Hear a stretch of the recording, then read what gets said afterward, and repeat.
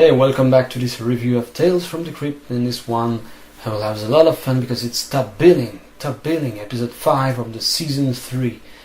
This one is really good. Top Billing is one of the first, if not the first, I have recorded. I recorded back in the days on my VHS. I remember I still got that one somewhere in my attic, probably. And Top Billing is awesome because it's related to the desire of every artist. So I'm gonna piss you off a little bit with that axis of desire stuff when presenting and reviewing the Tales from the Crypt, because this is something, as I said in the previous video, it's everywhere. The axis of desire, the fact that every character is looking for something, and everybody is being ruled by the desire. And it's possible to push away the desire of wanting something, the desire of personal motivation. And, well, here it's all about Barry.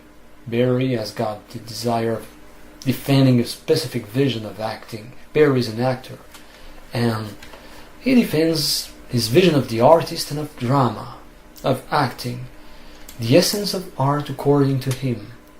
He is doing the stuff and suffering and opposing another vision because he's doing everybody for art's sake and rather than business. So let's go for the storyline. So an unlucky actor played by Jon Lovitz, who's brilliant in the movie, has a hard time getting a rewarding role, supposedly because of his look.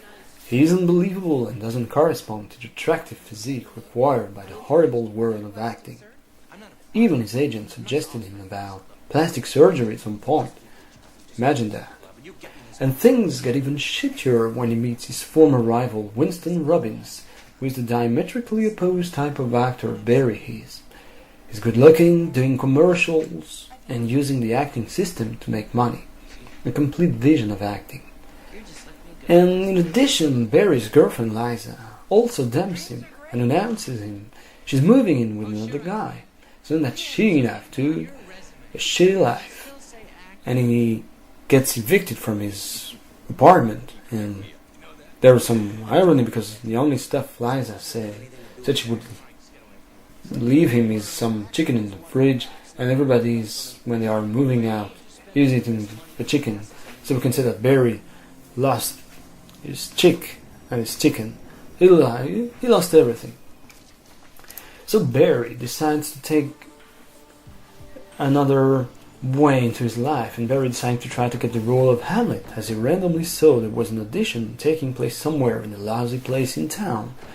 When he shows up there, guess who's there too? Jackass Winston Robbins, who wants to prove Barry he can play classics too.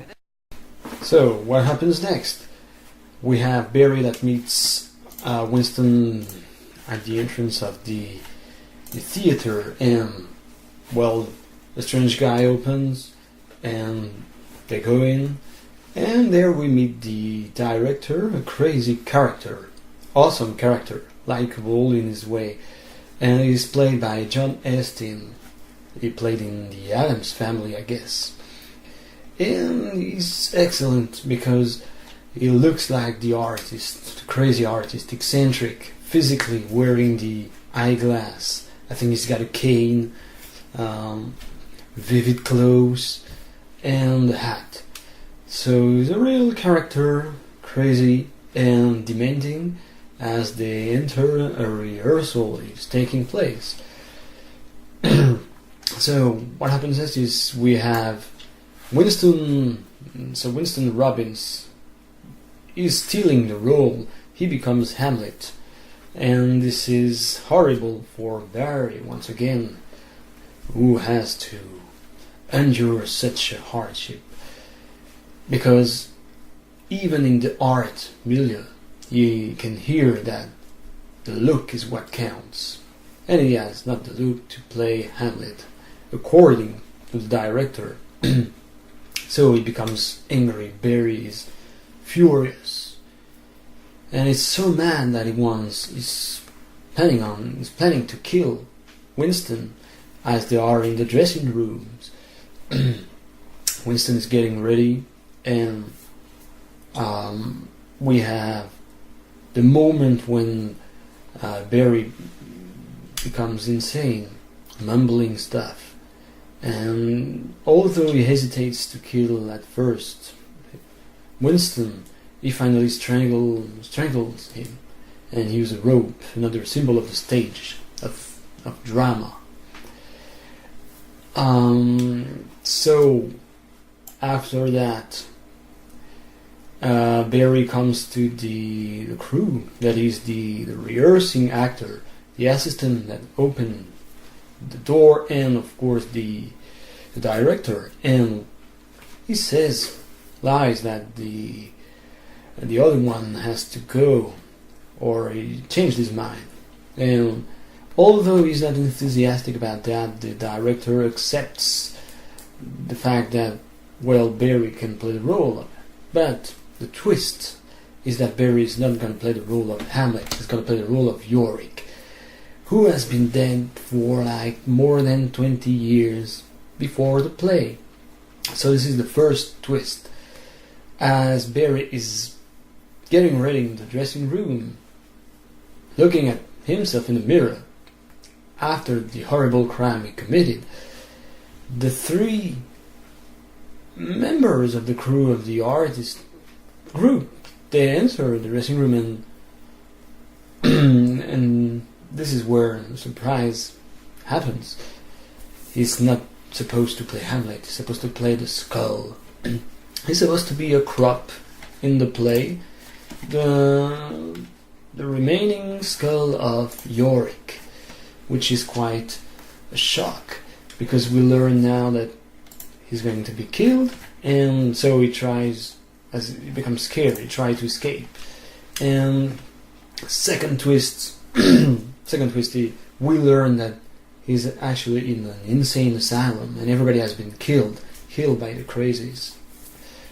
The crazy people slaughtered the nurses and all the people working there, and it's well done, and with the various shots showing the blood on the walls, on the ground, on the windows.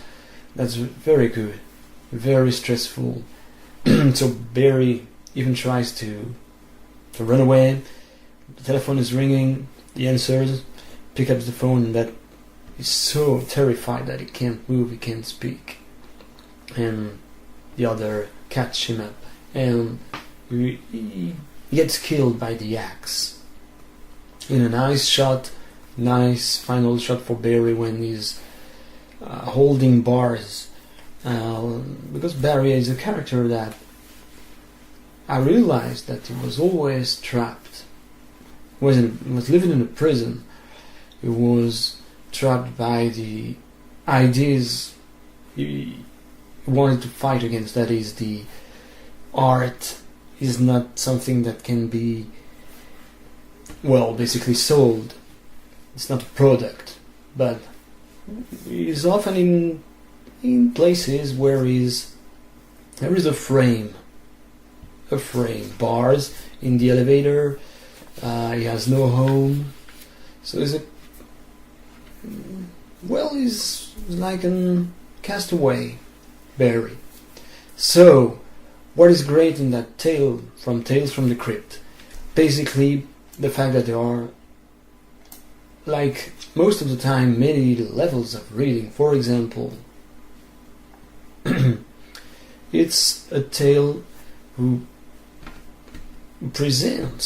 which presents an embedded story, that is, a story within the story, and just like Hamlet is at the core of it, the betrayal is an important notion here, because in Hamlet there is betrayal. Here Barry is betrayed by the girlfriend, by society, by his agent, by the former rival once again, and even by art itself, because in the end the director Halliwell says, you don't have the look. So even drama refused him, and just like Hamlet, he is tormented and he wants to fight for justice.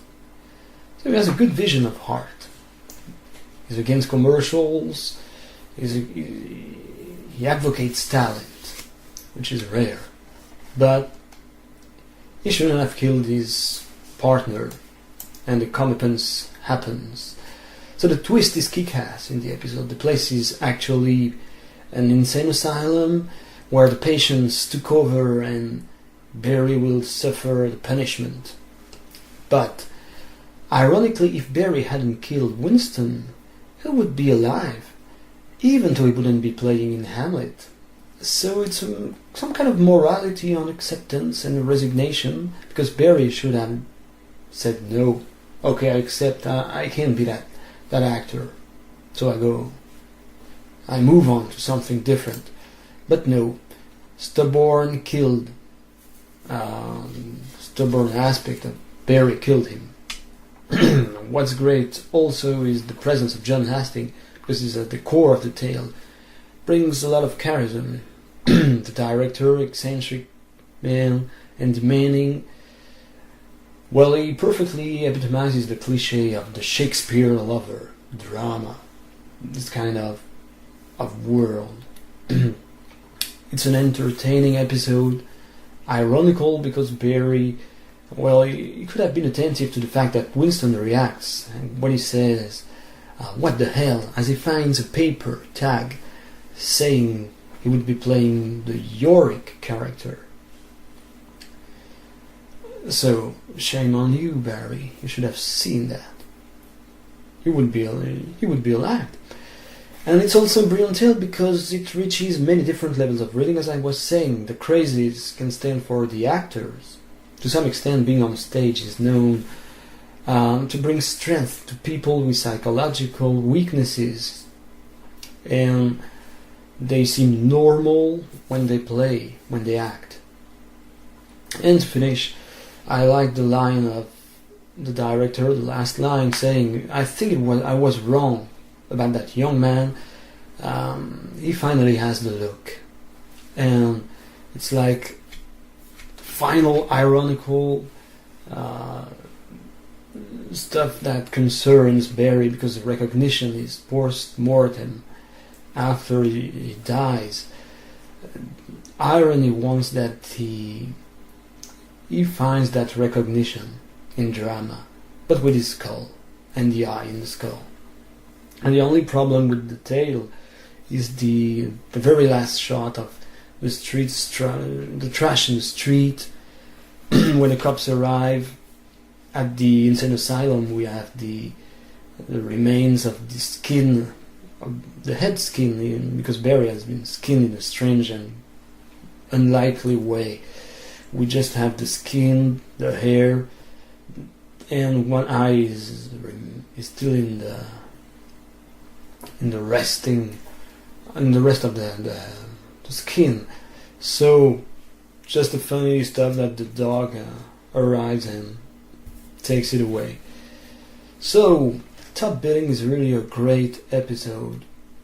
The very first recording, I have maybe my old VHS is somewhere, but Top Billing really, when I finish reviewing it, certainly will be on the top 5, Top Billing, because it's funny, there is a little gore, characters are great, it's a life lesson, very harsh, and it's all about art, so it's interesting. It's all about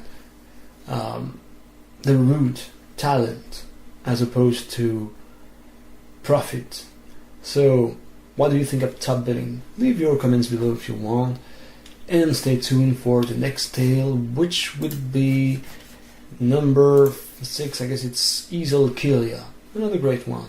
So thanks for watching, and catch you later.